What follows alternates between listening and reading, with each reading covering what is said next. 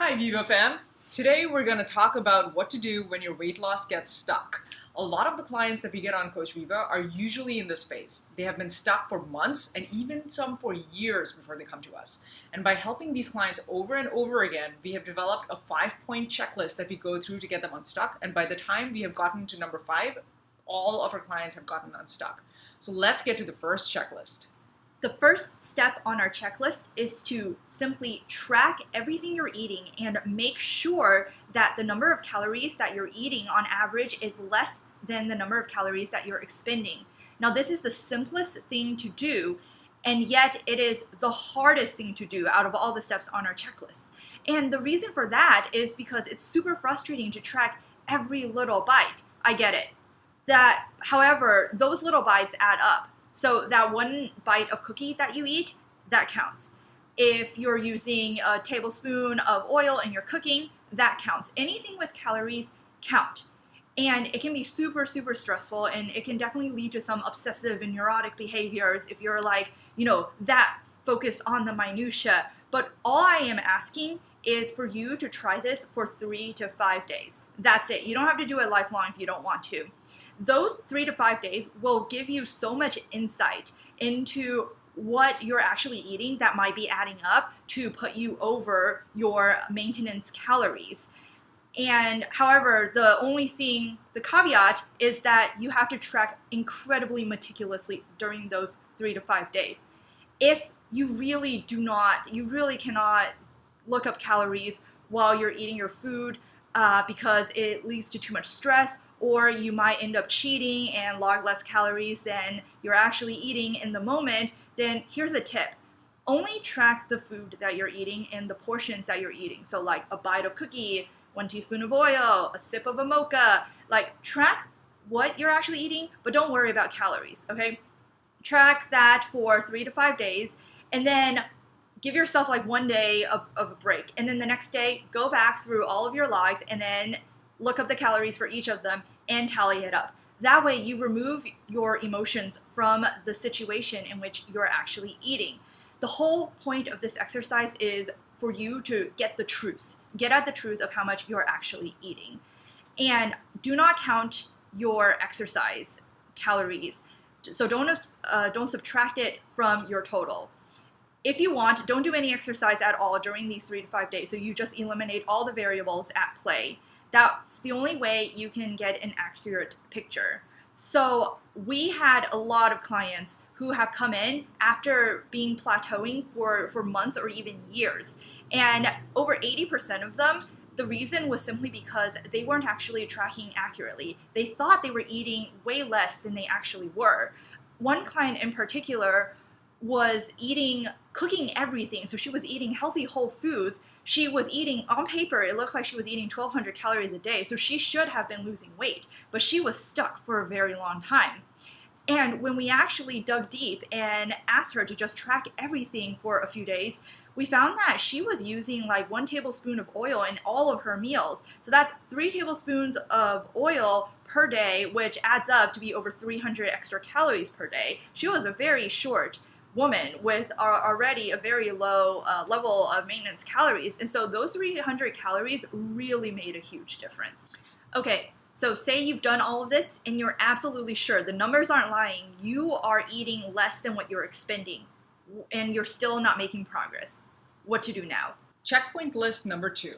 So if you've been making steady progress for 4 or more months and suddenly your weight loss drop stops and you're just stuck, then it's possible that you need a refeed week.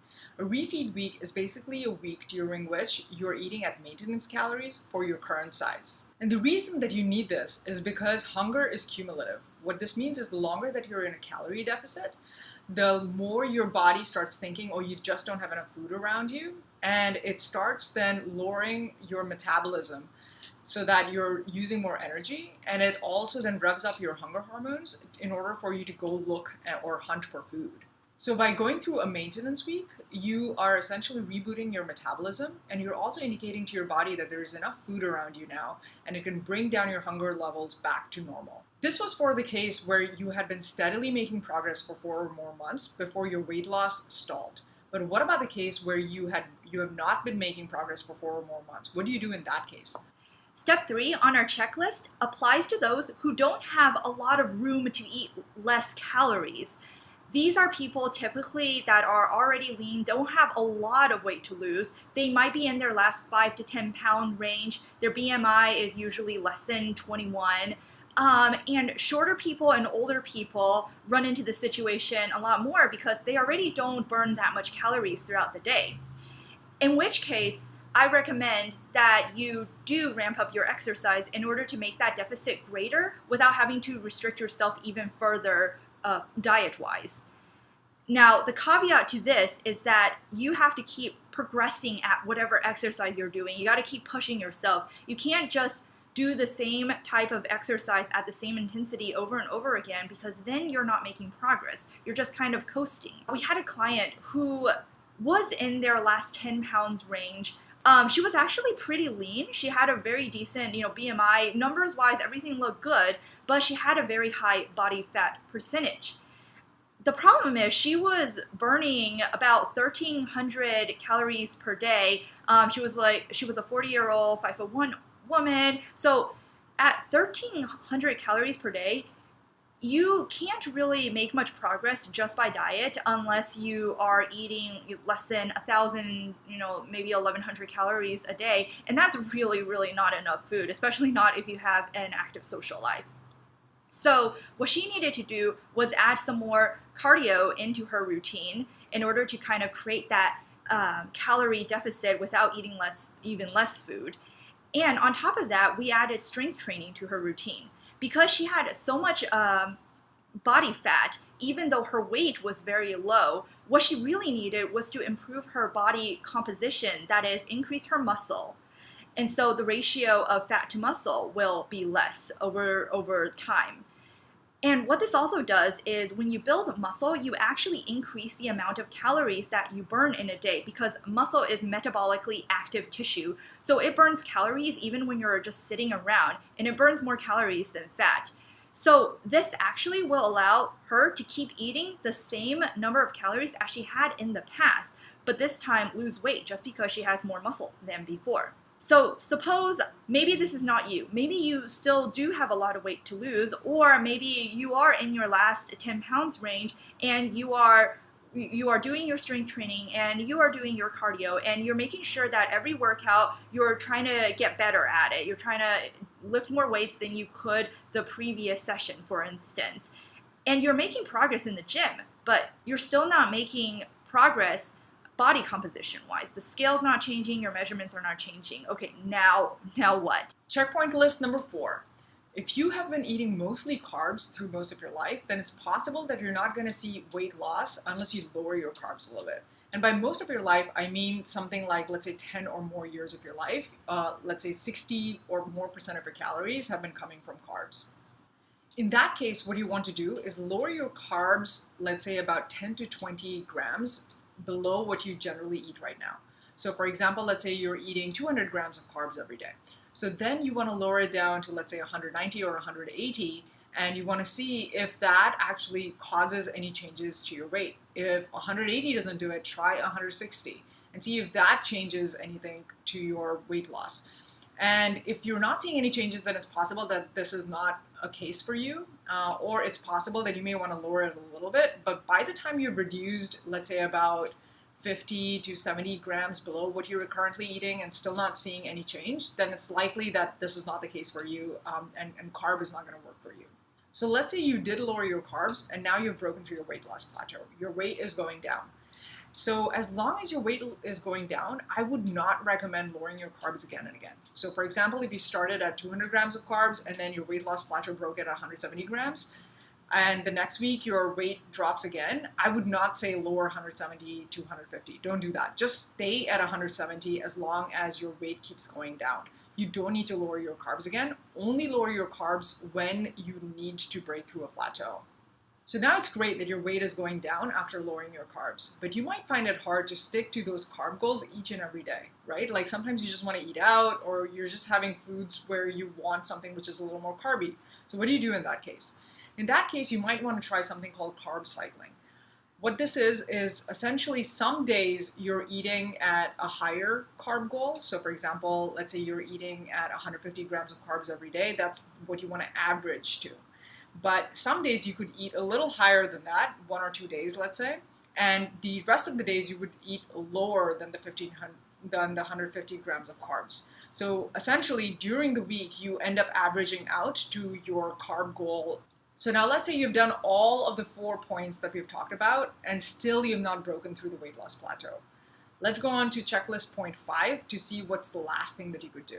This applies to a very small percentage of people, but this could be you if you are eating an extreme calorie deficit. So this is something like 30% of your calories, which means you're eating 30% or more less calories than your body actually needs. And at the same time, you are exercising excessively. I mean, an hour more of exercise daily.